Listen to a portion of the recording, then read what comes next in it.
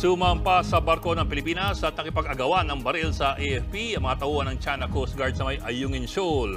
May Pilipinong sundalo pang naputulan ng daliri. Matindi nga ang nangyayaring tensyon ngayon sa West Philippine Sea, mga ka-All Acts TV.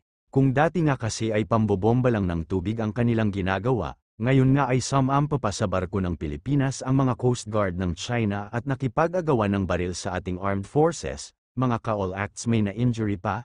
Isang miyembro nga ng Armed Forces of the Philippines ang naiulat na naputulan ng daliri dahil sa pakikipag-aagawan ng baril sa Chinese Coast Guard. Heto ang buong detalye. Mga ka-All Acts TV, halina't samahan nyo akong muli sa aking maikling video na aking ipapanood sa inyo. Siya nga pala, kung di pa kayo nakasubscribe sa channel ko, paki-subscribe na lang po, at pakipindot na lang din ng like at pa-share na rin ang video. Bago natin simulan ang video, isa muna tayong intro.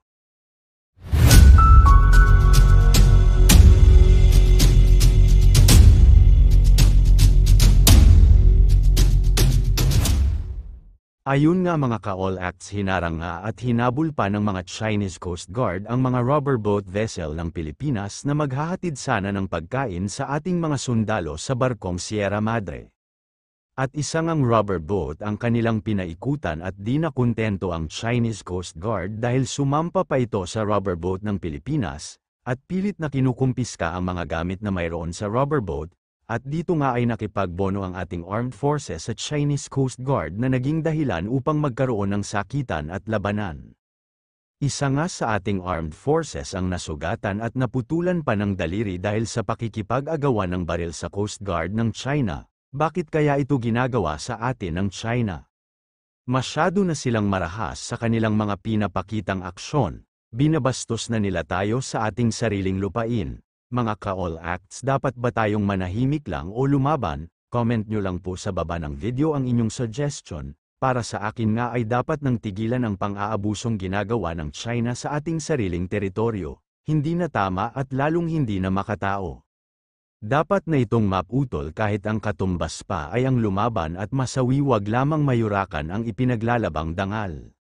Sapagkat tayong Pilipino ay hindi nakapikit sa mga nangyayari sa ating paligid, lalo na pagdating sa ating karapatang pinaglalaban. Kayo mga ka-All Acts TV, dapat na ba nating ipakita ang lakas ng pinasapuwersa ng China? Dapat na ba tayong lumaban? Kung dapat ay comment nyo sa baba the aking video, at nang malaman ko kung dapat na nga ba tayong lumaban para matigil na ang kasakiman ng China. Paano mga KS All Acts, hanggang dito na lang muna ang aking video at manatili lamang kayo at laging umantabay dahil may mga video pa akong paparating dito. Magandang araw at Lejef, mag-iingat mga ka-All Acts.